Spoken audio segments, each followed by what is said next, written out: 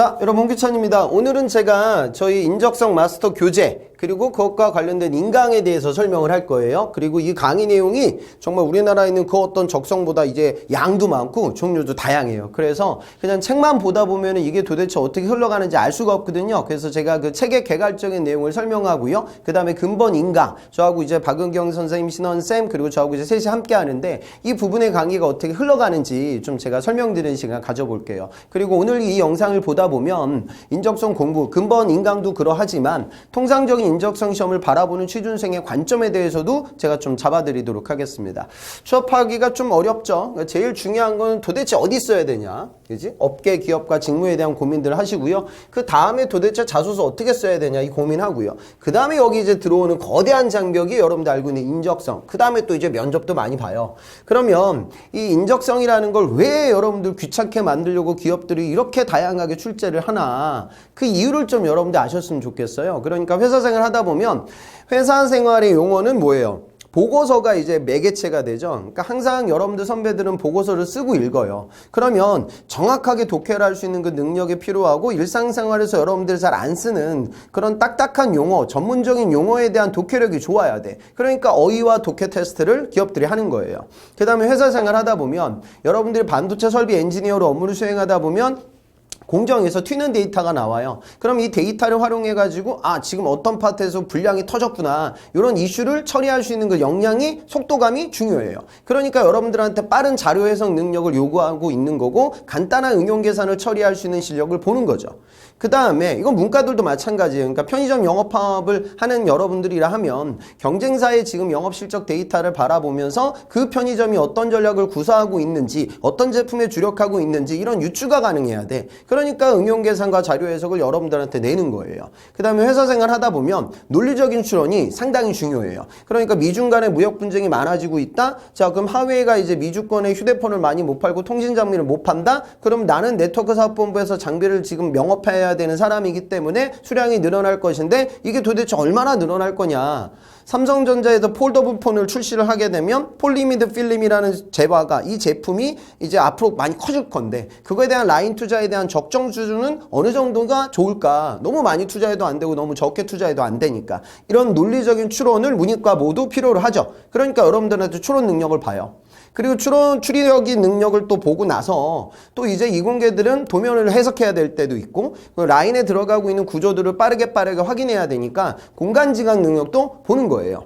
그 다음에 T자형 인재. 여러분들이 어떤 직무적인 전문성을 함양하고 있어도 다른 식견도 넓어야 되거든. 그러니까 이공계들도 산업 동향과 기술 동향이 어떻게 흘러가고 있는지, 금융권 IT를 도전하는 친구들도 기본적인 거시경제 지표의 흐름의 이해도는 갖고 있어야 되거든. 그러니까 경제경영 관련된 상식도 몇몇 기업들이 물어보죠. 이건 또 면접장에서도 확인하고. 그 다음에 이제 문과 학생들도 내가 우리나라 제조업이 근간이기에 하이테크놀로지를 구현하는 기업에서 업무를 수행하기 위해서는 기본적인 과학에 대한 약간의 식견은 필요하니까 또 그런 부분들도 체크를 하죠. 그래서 지금 적성에 나오는 이런 다양한 파트들은 여러분들이 직무로 수행할 수 있는 역량을 보는 거죠. 근데 이걸 전공으로 봐야 되는데 그게 현실적으로 어렵고 또 전공을 다 활용해가지고 취업을 하고 구직활동을 진행하는 게 아니기에 이 기본적인 역량을 확인하기 위해서 이 인적성 시험을 만들어 놨어요. 그래서 여러분들이 괜히 낸 건 아니다라고 생각을 하시고요. 또 그 다음에 너무 포기하지 마세요. 어떤 기업들은 진짜로 앞에서 잘라요. 그러니까 정말 잘해야지 면접장에 올라가요. 그런데 어떤 기업은 또 뒤에서 자르는 기업들도 있으니까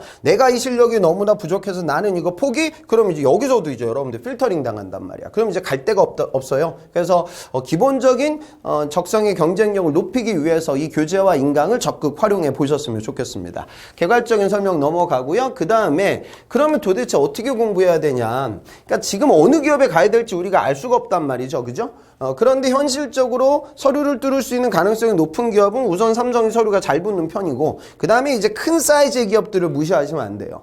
제 학생이 그러더라고요. 선생님, 저는 해외에서 유학해가지고 이 수리 능력이 너무 부족해요. 그래서 인적성 포기하고 인적성 안 보는 대기업 하나에 갈 거예요.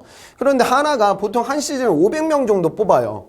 그래서 삼성이 아니라 삼성전자가 많이 뽑을 때 한 시즌에 한 3,500 정도 뽑는단 말이야.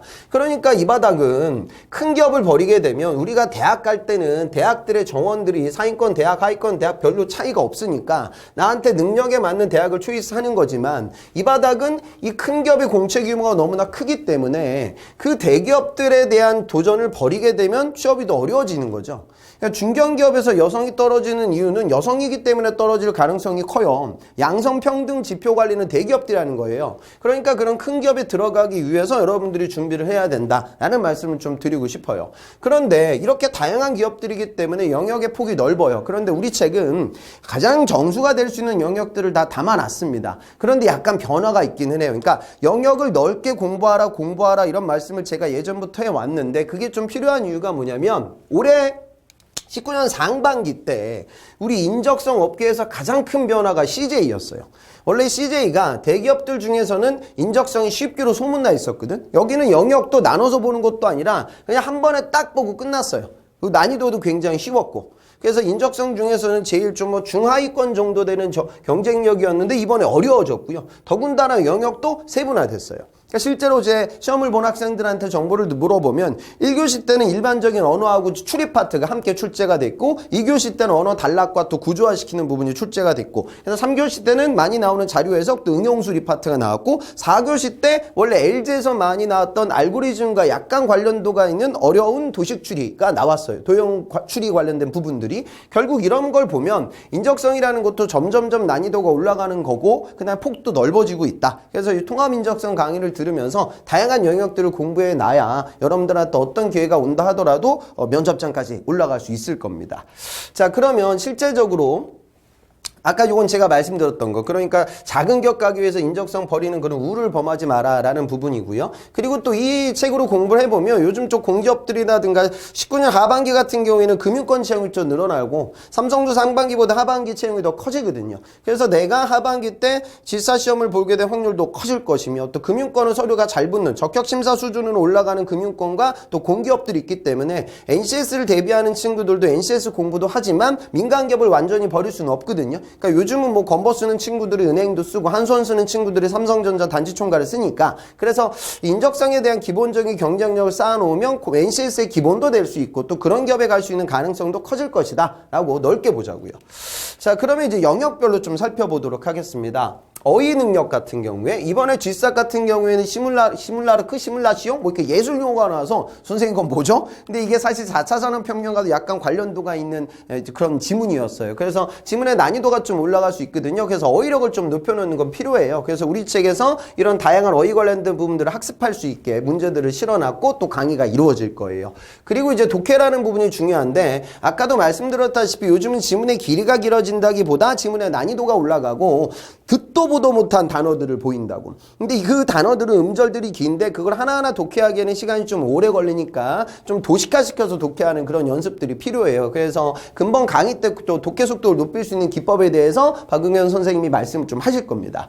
그 다음에 이제 어법 관련된 부분들도 이제 틀린 문장이라든가 오류를 찾아낼 수 있는 부분들도 출제가 되고 있어요. 기본적으로 어휘와 독해가 제일 중요한 파트가 될 거고요.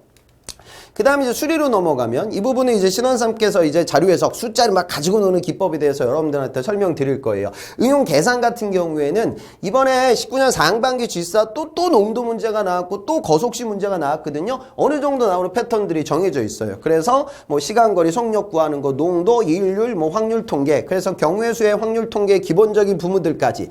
이거 이거 나 못하는데? 문과 학생들 그렇게 생각하지 마세요. 고등학교 아니야. 중학교 산수예요. 그러니까 과외 알바했던 친구들이 인적성 잘 뚫거든요. 그 소리는 여러분들 못하시는 게 아니에요. 까먹으신 거예요. 그래서 근본 강의를 들으면서 예전에 우리 공부했던 거 리마인드 시키자고요. 그 다음에 자료 해석. 그러니까 제가 보기에는 제일 중요한 게 이제 자료 해석이 될 텐데 수리 파트에서는 여기는 결국 비율 싸움이에요. 다음 중 2010년도에 증가율을 구하라. 다음 중 가장 증가율이 낮은 나라를 구하라.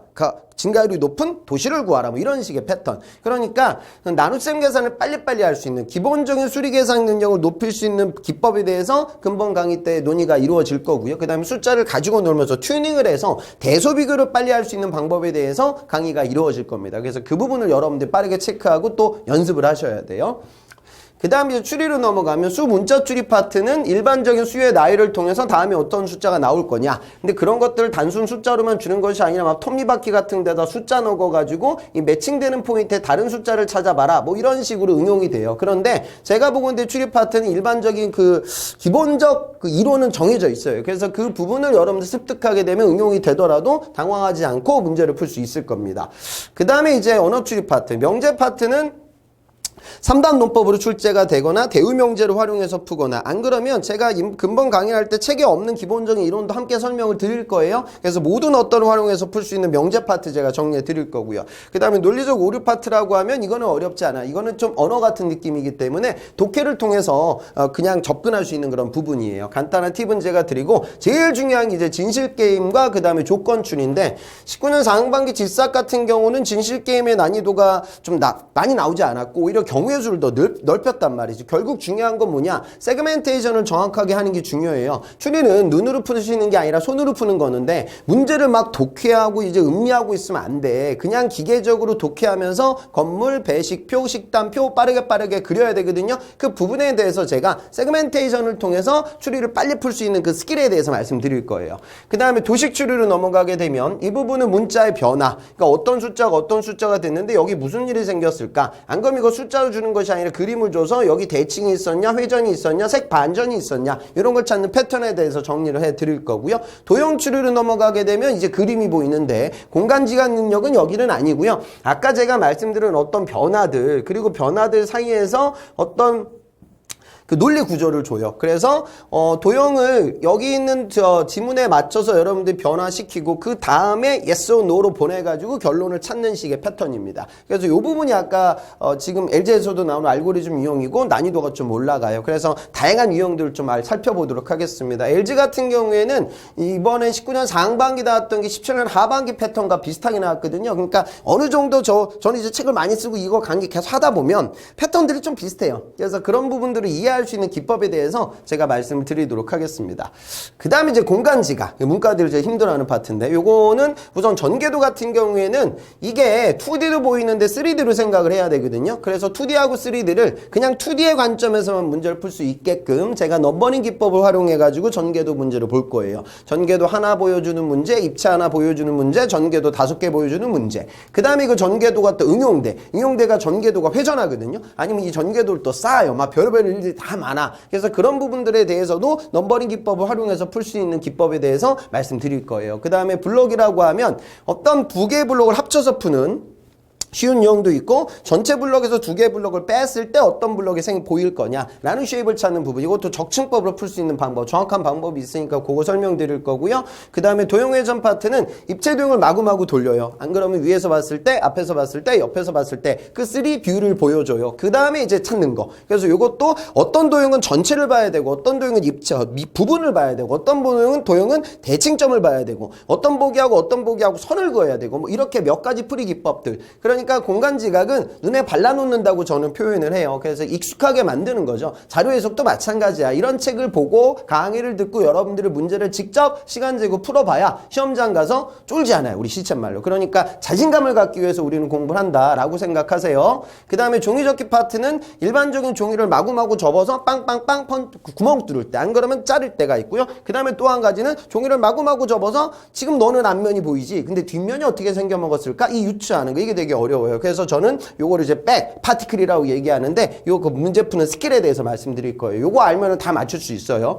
그 다음에 조각 관련된 부분들은 조각을 마구마구 잘라서 어떤 파티클이 보이지 않냐, 아니면 이 조각 다 합쳤을 때 어떤 쉐입이 잡히냐. 그래서 요건 2D입니다. 그래서 그렇지 어렵지 않게 문제 접근이 가능하고요. 그 다음에 뭐 되게 많아요, 그죠? 사무지각, 이거는 비교하는 건 요건 쉬워. 그냥 도표라든가 그래프 비교하는 거고, 시완이라는 건 코드 넘버 같은 걸 활용해가지고 보고서에 나올 수 있는 부분들을 습득할 수 있는 거. 요 부분은 저희가 책에 담아놨습니다. 그 다음에 상식 파트는 지금 책에 없는 내용도 제가 보조자로 띄워가지고 강의할 거거든요. 그래서 역사 관련된 부분들이 책에는 좀 적어서 요게 또 GS나 LG 몇몇 공기업들 출제가 되고 있어요. 그래서 한국사라든가 중국사에서 중요한 줄기 정도만 제가 잡아드릴게요. 이걸 너무 우리가 다 할 수도 없단 말이야. 그리고 맨날 무슨 뗀석기, 간석기, 연도 외우는데 그런 거 잘 안 나오니까 실제 지금 기업에서 나오는 그런 역사 관련된 부분들은 짧은 시간 동안 가장 효과적으로 정리할 수 있게끔 제가 강의 넣어놨습니다. 그 다음 일반 상식은 경제경영하고 이제 과학 IT로 나뉘는데 우선 경제경영은요, 이번에 하반기 때 금융권 채용이 많으니까 거기 도전하는 문과들은 꼭 제 강의를 좀 들어봤으면 좋겠어요. 제가 여러분들 수준에서 실제 나올 수 있는 수준에 입각하여 경제 관련된 부분들, 미시경제와 거시경제 내용들을 좀 담아놨습니다. 그리고 이 부분은 비단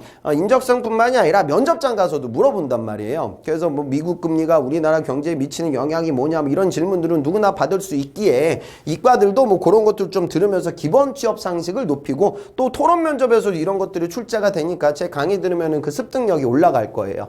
그 다음에 과학 IT 관련된 부분들에 대한 과학의 좀 기본적인 내용들도 넣어놨으니까 중학교 때 배웠던 내용들 간단하게 정리가 가능할 겁니다. 그리고 뭐 책에 없는 문제들을 좀 풀면서 제가 전체적인 취업의 경쟁력, 이 부분은 그냥 일반 취업 경쟁력을 근본 강의를 통해서 넓힐 수 있을 것이다 라고 생각하시면 좋겠어요. 그렇게 이제 다양한 강의들이 이루어집니다. 그리고 우선은 제가 담당하는 파트는 이제 추리하고 공간지각하고 상식 파트를 제가 강의할 거예요. 그래서 저는 뭐 LG 인적성 책도 썼고, 그 다음에 뭐 저는 반도체 전공 서적도 썼고, 그래서 전체적으로 뭐 취업 관련돼서 강의하는 폭은 좀 넓은 편이거든요. 그래서 취업의 전체적인 경쟁력도 제가 강의 때 몇 가지 좀 넣어 놓을 테니까 근본 강의를 들으면서 인적성 경쟁력도 넓히고 취업 자체의 내공도 쌓고 그렇게 좀 흘러가도록 하겠습니다. 그래서 저는 GSAT, LG 강의 이런 거 많이 하니까 이런 추리하고 공간지각, 시각적 사고의 파트에 제가 초점 맞출 거고요. 그 다음에 이제 박은경 선생님께서 언어 전문 선생님이세요. 그래서 여러분들이 독해 속도를 높일 수 있는 그런 스킬에 대해서 말씀드리는 강의를 넣어놨습니다. 그렇게 해서 여러분들 또 이공계도 이런 거 약하잖아. 그래서 들으면서 실력 높이고요. 그 다음에 신원쌤, 자료 해석의 신이라고 하던데, 그죠? 정말 그러세요. 그래서 숫자를 좀 가지고 놀고 빠르게 튜닝해가지고 여러분들 다가갈 수 있는 부분. 그래서 NCS 쪽 이제 강의 하시는데 또 이쪽과도 접목되는 부분이 있으니까, 수리의 자료 해석에 여러분들 스킬을 좀 다양하게 가져가실 수 있을 거예요. 그렇게 해서 이번 근본 강의를 제 세 선생님이 함께 강의를 해가지고 여러분들 경쟁력을 높일 거고요. 꼭 말씀드리고 싶은 부분은 강의 들으면서, 야, 저 신원쌤 숫자를 막 가지고 노네. 야, 홍기찬은 뭐 공간지각 능력이 엄청나네. 뭐 이렇게 아는 게 많지? 근데 여러분들 이제 강의 듣는다고 끝나는 게 아니에요. 꼭 시간 주고 또 풀어보시고 여러분들 연습을 많이 하셔야 돼요. 그래서 강의는 강의대로 듣고 또 개인적으로 문제도 풀어보고 이렇게 해가지고 자신감을 갖고 이제 여러분들은 다양한 기업의 인적성 시험장에 간다라고 생각을 하자고요. 그리고 제가 이거 하다 보면 문과 여대생들은 스터디대가 짜주거든요. 오프라인 강의할 때. 선생님, 저기 포기해야 될 것 같아요. 이거 공대 남학생들은 그냥 푸는데 저는 시험지를 찢어봐도 몰라요. 오려봐도 몰라요. 뭐 이렇게 얘기해요. 그런데 이 공채라는 건 어차피 계열과 성비는 따로따로 흘러갑니다. 삼성 같은 경우에는 이공계가 한 80%, 문과 20%. 문과 적지만은 삼성 원체 채용 인원이 많으니까 이거 절대 무시할 숫자가 아니거든요. 그 다음에 성비도 7대3 정도니까 여성 채용이 대법 많아요. 롯데 같은 경우는 또 6대4 정도나 올라가고요. 그래서 나하고 비슷한 색깔의 친구들과 경쟁을 한다 라는 마음으로 공부를 좀 하셨으면 좋겠습니다. 차근차근 진행하도록 하시고요. 이 강의를 여러분들 영상을 언제 듣는지 모르겠지만 빨리 하셔야 돼요. 최대한. 그래서 하반기 같은 경우에는 특징이 9월 시즌 오픈되게 되면 자소서가 굉장히 9월에 몰리기 때문에 여러분들이 편안하게 공부를 할 수 있는 시간은 많지는 않아요. 그러니까 최대한 시간을 절약하면서 집중해서 문제 푸셨으면 좋겠습니다. 개괄적인 설명은 이제 이 정도로 넘어가고요. 이제 영역별로 제발 부탁인데 끝까지 들으세요. 듣다가 또 뭐 포기하지 말고 쭉 끝까지 다 듣고 아니면 좀 본인한테 좀 부족한 부분도 미리미리 좀 찾아 들으면서 연습하셨으면 좋겠습니다. 자, 그럼 디테일한 인강으로 들어가도록 하겠습니다. 저는 홍기찬이었습니다.